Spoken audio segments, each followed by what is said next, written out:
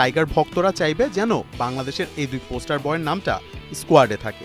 Tamim NCL এর ম্যাচে আবারও নিজের ক্যারিশমা দেখিয়েছেন, আর সাকিব বিভিন্ন ফ্রাঞ্চাইজি টুর্নামেন্টগুলোতে পারফর্ম করে যাচ্ছেন। তারা দুইজন দলে থাকলে চ্যাম্পিয়ন্স ট্রফিতে বাংলাদেশকে হারানো মোটেও সহজ হবে না।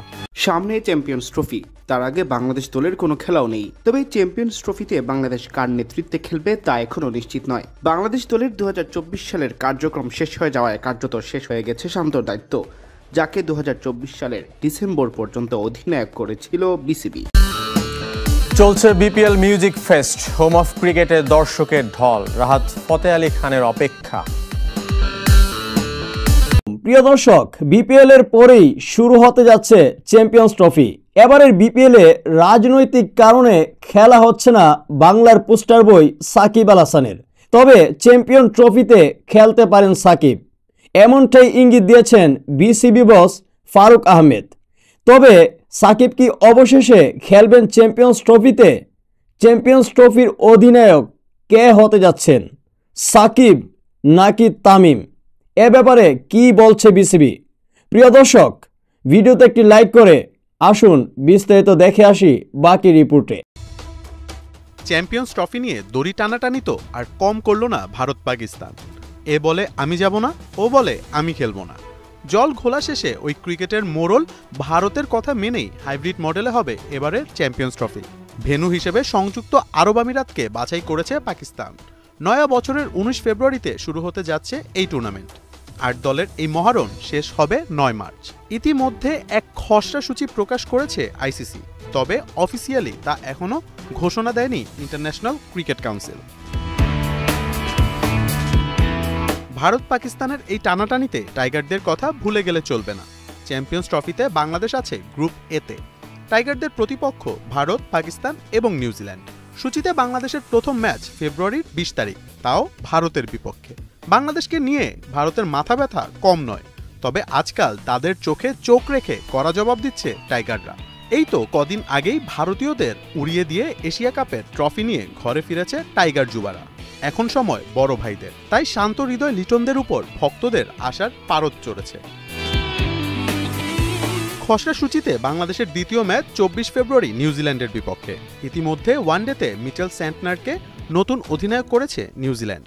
বাকি দুই দল থেকে টাইগারদের জন্য খানিকটা সহজ প্রতিপক্ষই কিউইরা। সেক্ষেত্রে ওদের হারিয়ে রেসে এগিয়ে থাকতে চাইবে শান্ত অ্যান্ড কম। গ্রুপ পর্বে বাংলাদেশের শেষ ম্যাচ 27 ফেব্রুয়ারি রাওয়ালপিন্ডিতে হোস্ট পাকিস্তানের বিপক্ষে। নিজেদের ঘর হোক কিংবা পরের ঘর, যে কোনো সময় পাকিস্তান হয়ে উঠতে পারে কঠিন প্রতিপক্ষ। শাহিন শাহ আফ্রিদি, নাসিম শাহ, হাসনাইনদের নিয়ে পাকিস্তানের পেস লাইন আপ ভয়ঙ্কর। এছাড়া ব্যাটিংয়ে বাবর আজম, রিজওয়ানরাও রয়েছেন ফর্মে। পাকিস্তানের বিপক্ষে ম্যাচ জিততে হলে টাইগারদের 3 ডিপার্টমেন্টেই নিজেদের সেরাটা দিতে হবে। চ্যাম্পিয়ন্স ট্রফিতে সাকিব তামিমের সার্ভিসটা বাংলাদেশ পাচ্ছে কিনা তা এখনও নিশ্চিত নয়, তবে টাইগার ভক্তরা চাইবে যেন বাংলাদেশের এই দুই পোস্টার বয়ের নামটা স্কোয়াডে থাকে। তামিম এনসিএল এর ম্যাচে আবারও নিজের ক্যারিশমা দেখিয়েছেন, আর সাকিব বিভিন্ন ফ্রাঞ্চাইজি টুর্নামেন্টগুলোতে পারফর্ম করে যাচ্ছেন। তারা দুইজন দলে থাকলে চ্যাম্পিয়ন্স ট্রফিতে বাংলাদেশকে হারানো মোটেও সহজ হবে না। সামনে চ্যাম্পিয়ন্স ট্রফি, তার আগে বাংলাদেশ দলের কোনো খেলাও নেই। তবে চ্যাম্পিয়ন্স ট্রফিতে বাংলাদেশ কার নেতৃত্বে খেলবে তা এখনও নিশ্চিত নয়। বাংলাদেশ দলের 2024 সালের কার্যক্রম শেষ হয়ে যাওয়ায় কার্যত শেষ হয়ে গেছে শান্তর দায়িত্ব, যাকে 2024 সালের ডিসেম্বর পর্যন্ত অধিনায়ক করেছিল বিসিবি।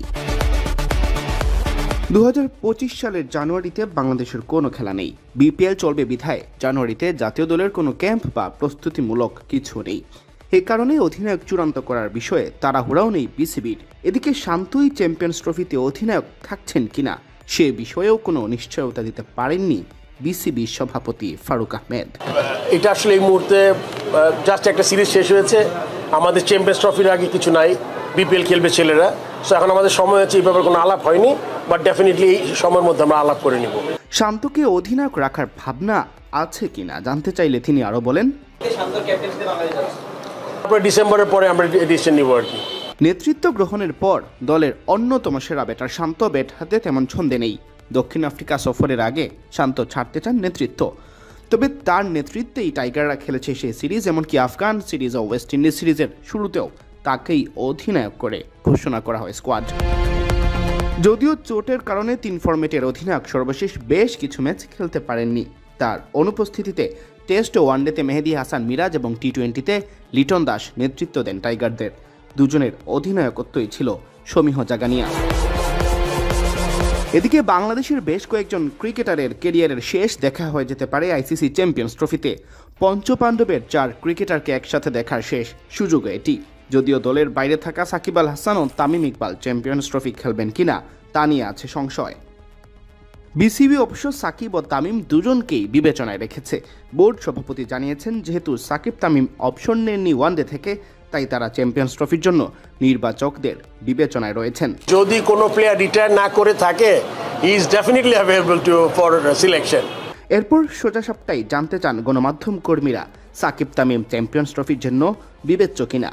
জবাবে ফারুক আহমেদ বলেন, আসলে এই ব্যাপারটা আমাদের, আপনি জানেন যে সাকিবের ইস্যুটা it's a totally different issue. এটাতে আসলে নতুন করে কিছু না। আপনি জানেন লাস্ট যেই ওয়েস্ট ইন্ডিজে খেলেছি আমরা, ও যে মেন্টাল স্টেটই ছিল না, খেলার মতো যেতে পারে নাই। এখন সাকিব আসলে এখন বলবে যে কি বিপিএল খেলবে, ওর অবস্থাটা আসলে আমার থেকে কিছু বলতে পারবো না, আমার কাছে কোনো আপডেট নাই সাকিবের ব্যাপারে। শুরু হলো বিপিএল মিউজিক ফেস্ট। মিরপুরে বিকেলে অ্যাভয়েড রাফার গান দিয়ে ফেস্টের যাত্রা শুরু। আয়োজনের উদ্বোধন করেন ক্রীড়া উপদেষ্টা আসিফ মাহমুদ সজীব ভুঁইয়া। এই সময় স্মরণ করা হয় জুলাই বিপ্লবের শহীদদের। এরপর মঞ্চ মাতান বিপিএল থিম সঙ্গের শিল্পী মোজা ও জেফার। সুরের মূর্ছনা ছড়িয়েছে মাইলস। মিউজিক ফেস্টের বড় আকর্ষণ পাকিস্তানি সঙ্গীত শিল্পী রাহাত ফতে আলী খান। ঢাকা ছাড়াও বিপিএল-এর বাকি 2 ভেন্যু সিলেট ও চট্টগ্রামে হবে মিউজিক ফেস্ট। 30 ডিসেম্বর শুরু মাঠের খেলা।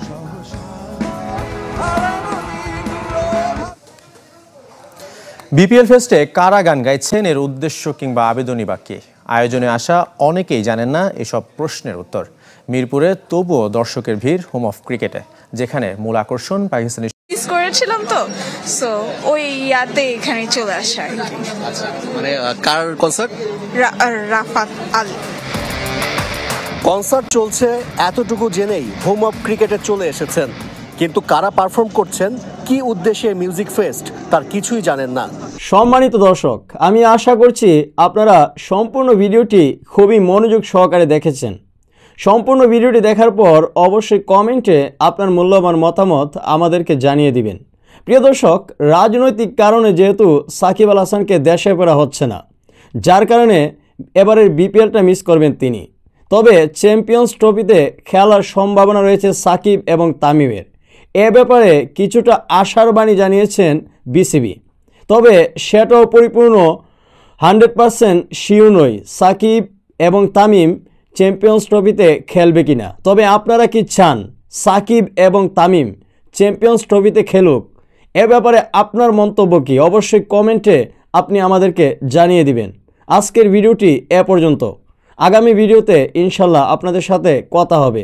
যারা এখনও আমাদের চ্যানেলটি সাবস্ক্রাইব করেনি, অবশ্যই চ্যানেলটি সাবস্ক্রাইব করে আমাদের সাথেই থাকুন এ ধরনের গুরুত্বপূর্ণ খেলাধুলার নিউজ আপডেট পেতে।